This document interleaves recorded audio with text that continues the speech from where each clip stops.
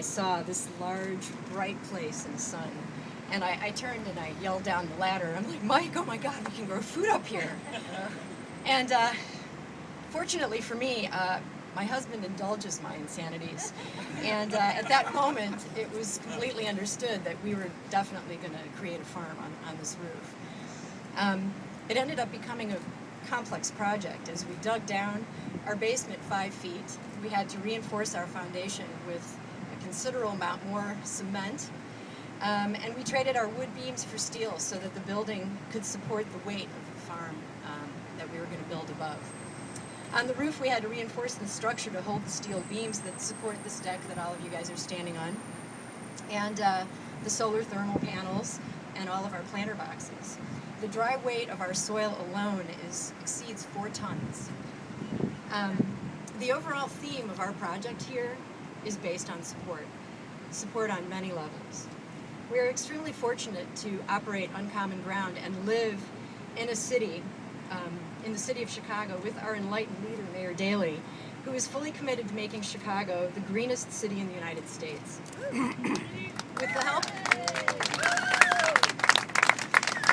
help of our mayor, Alderman Patrick O'Connor, Alderman Marianne Smith, and the Commissioner of the Department of the Environment, Suzanne Malik McKenna, we were able to secure TIF funding as well as a substantial rooftop grant to make this dream a reality. In order for a small, independently owned business to succeed, this kind of support is vital, and we wholeheartedly thank the City of Chicago for their help. Uncommon Ground has developed a strong bond with the Edgewater and Rogers Park communities. The Uncommon concept is community-centric, and we couldn't have landed in a better place. It's really a miracle that we found this building that we were able to rehab and turn into Uncommon Ground. But the fact that we were able to have this rooftop space to farm on and a parking lot to use for a farmer's market is a miracle to have something like this in the city. We absolutely love it here because of the extraordinary people who actively participate in making their communities a great place to live. The support for Uncommon Ground has been literally overwhelming, and we value it greatly. When it was time to install this farm, we sent out an email for help, and so many neighbors gave freely of their time and strength to carry these 4 tons of soil up those stairs and install this garden. When I was young, I grew up on the west side of the city in a single-family home, and some of my best memories as a child come from helping my father and grandmother take care of a cherry and apple tree, a gooseberry bush, currant bushes, tons of vegetables, greens, and most importantly, the tomatoes.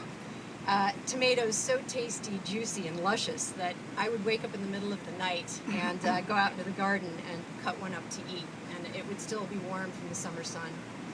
Those memories have inspired me to become a chef and to own a restaurant. Since I know that the supply of food from my childhood garden was plentiful, I knew that we would be able to produce a substantial amount of food on the roof of this restaurant, and including lots of tomatoes, which is going to be most likely our primary crop. As we planned the design of our rooftop farm, working with the organic gardener Jean Pinsoff-Nolan, Bird, and Cord, and our contractor Dan Mahalka from Romital, we decided we would dedicate the space to the production of as much organic food as possible for use in both of our restaurants and to provide an educational platform for urban agriculture. We really hope to inspire as many people as we possibly can to grow their own food in whatever way that they can do so. Once the farm was installed, we decided to find out about certifying organic, and our friend and fellow organic farmer, Jenny Borchardt, introduced us to the Midwest Organic Services Association in Viroqua, Wisconsin. Because Uncommon Ground is committed to purchasing as much local and seasonal food as we can, we've been developing relationships with many farmers in the area, and we felt it was important for us as restaurateurs to really understand the organic standards and ideals of sustainability in order to relate to their process. Our certifying process was fairly simple, actually, as we were easily able to document all of our inputs, and we didn't need to transition land. We don't have any neighboring farms here, and we don't have any waterways to be concerned with, as traditional farmers do. As a result of building our farm, we now have a number of green jobs at Uncommon Ground, including that of our farm director, Natalie Pfister, and our 7 interns.